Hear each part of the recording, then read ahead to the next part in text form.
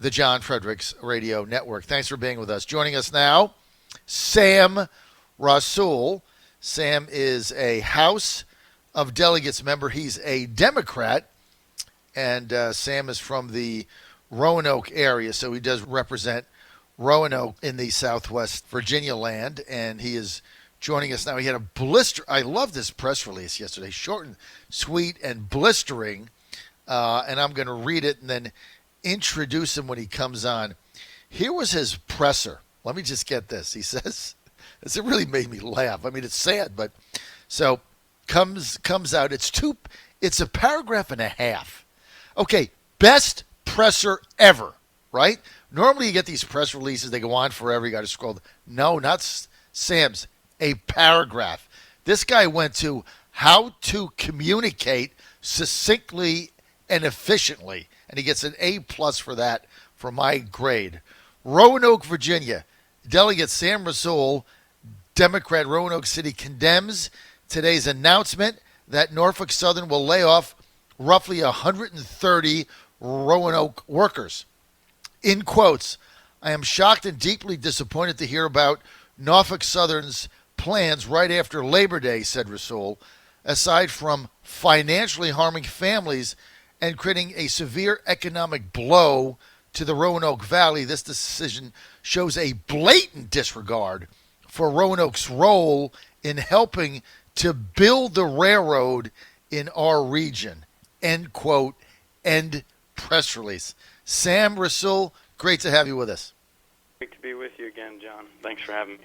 Okay, look, I wanted to have you on better circumstances, but I saw this yesterday, and I got to tell you, this really pissed me off as well, even before your press release came off, because here's a company, Norfolk Southern Railroad, that you guys in the valley down there have spent all kinds of tax incentives on. You've done everything you could possibly do to help that company be successful. And then the day after Labor Day, they kick everybody in the teeth. They lay off 130 workers like they just don't care. But they took all your money. They took all your incentives. They took all your work. They took all your enthusiasm.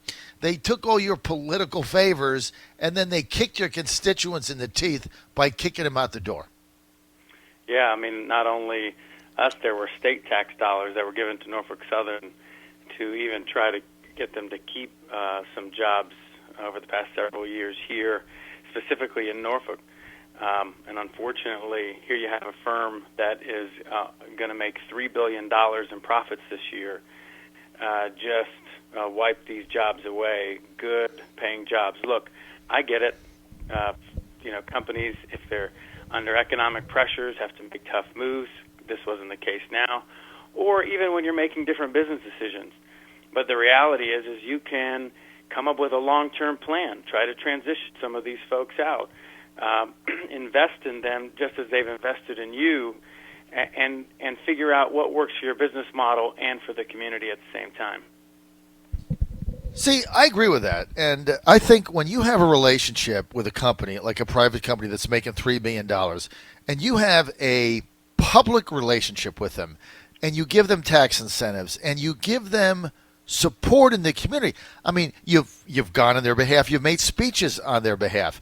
You've gone to a city council on their behalf in the various areas to get zoning projects done. You've been their advocate for your constituents, and then they take all that, plus they take the incentive, plus they take the tax breaks. They take and take and take, and then they just kick you in the throat, basically, in order to save a couple of dollars, because they're like, well, we have these 130 employees. We don't really need them anymore. Let's not invest to transition them. Let's not invest to maybe there's another place for them.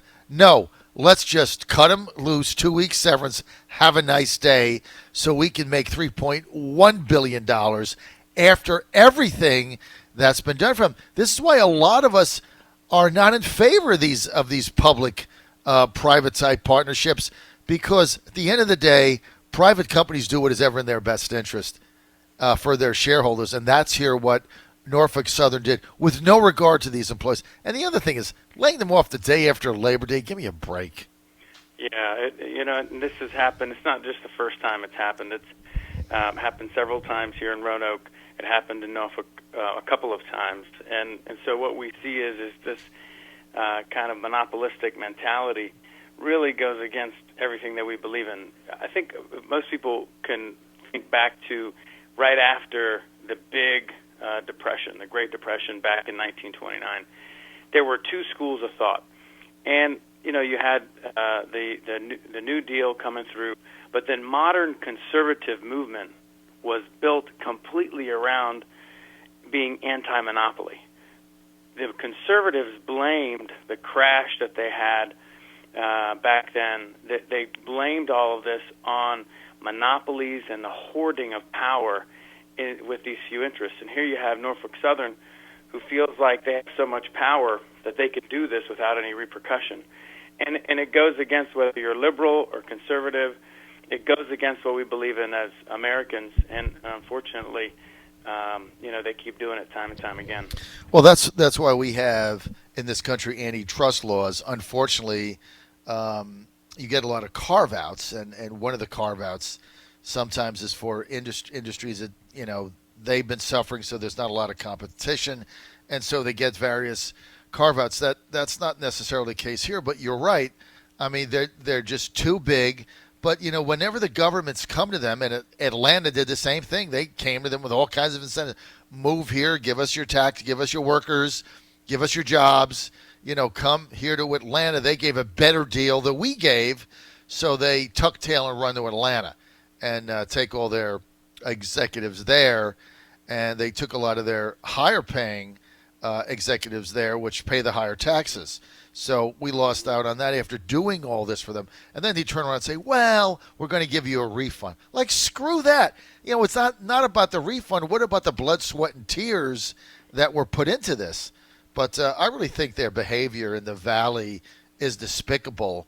And look, this is one of the reasons why a lot of us believe in, and I love what you said, after the Depression, and true conservatives like me today still believe big is bad, right? Too big to fail. Big is not a good thing.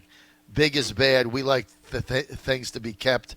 That's why I was opposed to all the consolidation of the community banks and the local banks that happened after the bailout and things of that nature. That all that stuff's anti-consumer and it's anti-worker. It really is, and while I'm pretty left to center on a lot of things, I love working with my conservative colleagues because it's not really about left and right on these issues. It's really bottom up. And there are a bunch of conservative colleagues that I have in the General Assembly who try to push back on this, because whether it's the insurance company, cell phone industry, airlines, banks, you name it, you go on down the list, where these antitrust laws are not strictly enforced, right. Where there's consolidation, it just hurts consumers. And people are just trying to make ends meet out there. And so when we have actions like what we saw, it hurts people for sure. Hey, maybe if you guys take over, Sam, did you ever think about running for speaker? No, that won't be a spot for me. But the reality is, of course, we got to get past Election Day. Regardless, I'll be trying to do more to make sure that we value the human capital. I mean, workers are putting their sweat equity, their time and energy on the line, and we got to make sure that these working families don't feel like that they're forgotten, regardless of who's in charge. We're chatting with House of Delegates member from Virginia, Delegate Sam Rasoul, Democrat, Roanoke City. He's also somewhat of a populist, and he beats to his own drum. He's bucked leadership. In fact, one time the Democratic leadership pissed him off, so he just quit their leadership and thumbed his nose at him. So he does what he wants for his constituents. That's why we love having him on. Sam, let me ask you this. I think Republicans are in big trouble going into this election in November. I think the Senate is all but gone, and the House is going to be pretty close. Obviously, I think everyone says that. What's the Democrats' message? There's 65 days remaining. As part of the Democratic Democratic as wanting to gain a majority, right? You want to gain a majority. Going into the fall, what's to Virginians, what is your message? It's both the best and worst thing about, I think, my party is the Democratic Party is just full of so many diverse voices. And we try to do our best to really be a big tent. The downside is, of course, you've got, from a messaging or, let's say, marketing perspective, there are a lot of different messages out there. What we do find is that if people are coming around a few different topics, economic empowerment is critical, trying to figure out what we can do about health care. I mean, we've seen a couple of Virginians die this year just because they couldn't access insulin. There are some basic, I think, kitchen table issues that are really resonating with folks as we move forward. Those are the things that I'm going to make sure to stay on the forefront, whatever we can be doing to help these working and vulnerable families. Sam, where do you personally stand? If you're the majority, are you going to there's some things that are going to come out immediately, and I think Alfonso Lopez said you're going to see in 2 afternoons what we've been trying to do here for 3 decades, and I believe him. I believe Alfonso. I think if you take control, what's going to happen is exactly what he said. Hold on to your hats, fasten your seat belts. I don't think they're going to be messing around. Right to work is going to be the hottest issue. If you take control by a vote or two in the House and the Senate, are you going to vote personally to repeal Virginia's longstanding right to work law, which many people think is the reason why Virginia is number 1 again in the United States for business? If I had to vote, I would vote to repeal it.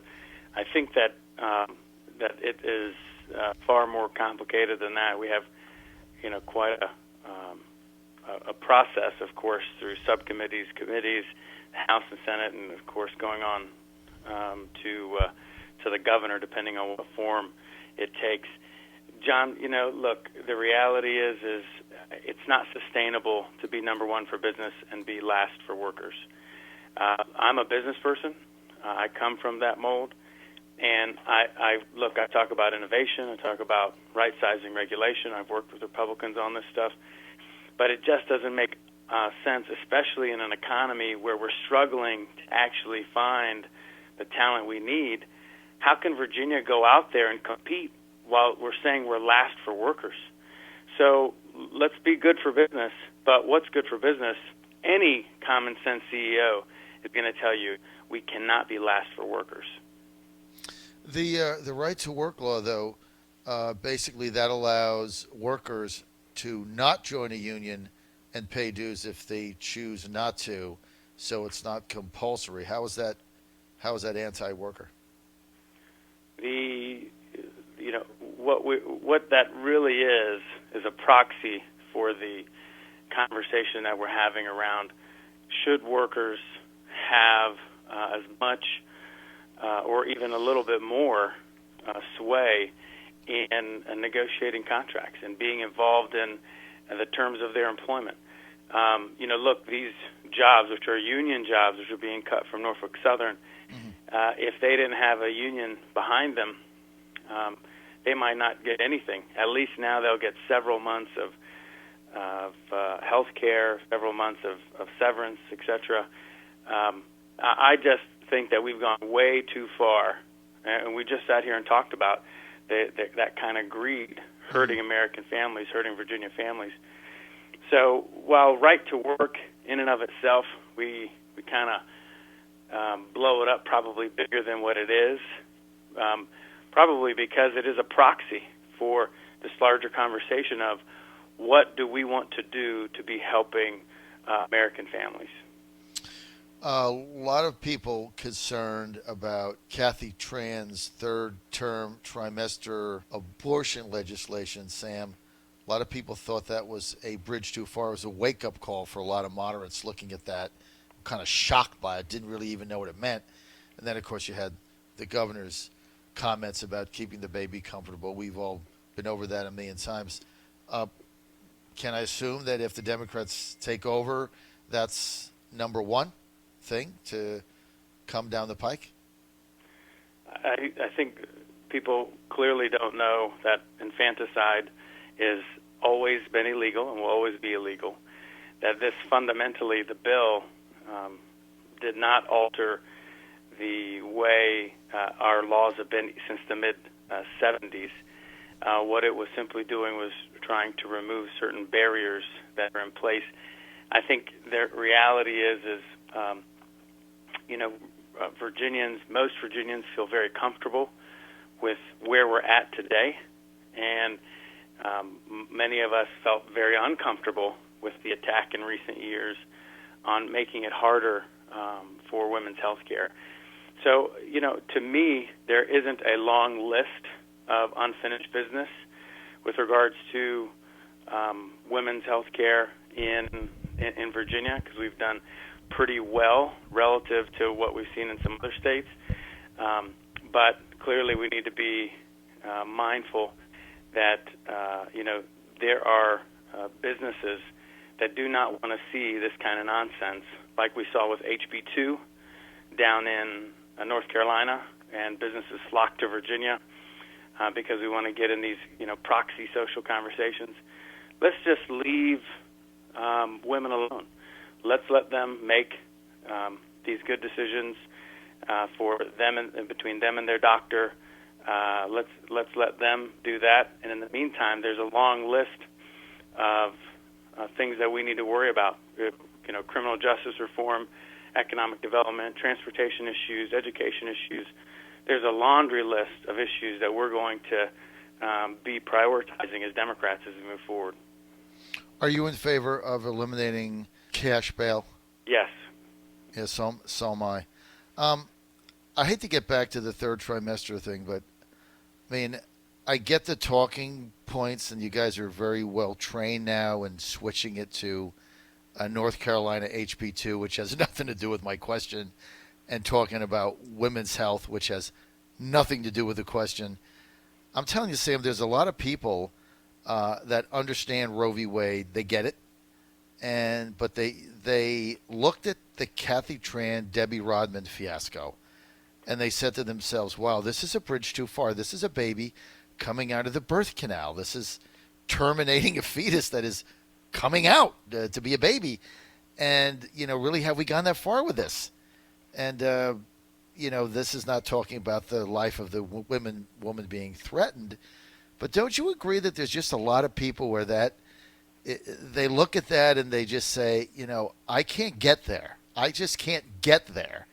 And it's really not about the women's health. It's about making a choice at that moment that, no, I don't want this baby that's coming out of the womb, coming out of the birth canal. Isn't that, can you understand that there would be some people like me that understand Roe v. Wade or Catholic, but really see that as just like we can't get there? It's just a bridge too far. Can you at least John, appreciate the reality that? is, I love you, man, but that's simply not true. This is really right-wing propagated talking points that make no sense at all. What we saw, if you actually read the bill, what it did, the major thing was, if the woman's health is endangered, it reduced the number of physicians that would need to sign off on a late-term abortion, of which we've had none in the past 3 years, from 3 physicians to 1. It didn't say, now we're going to allow these things at the whim of a woman. That is simply a lie, and it is irresponsible for us to continue to propagate that.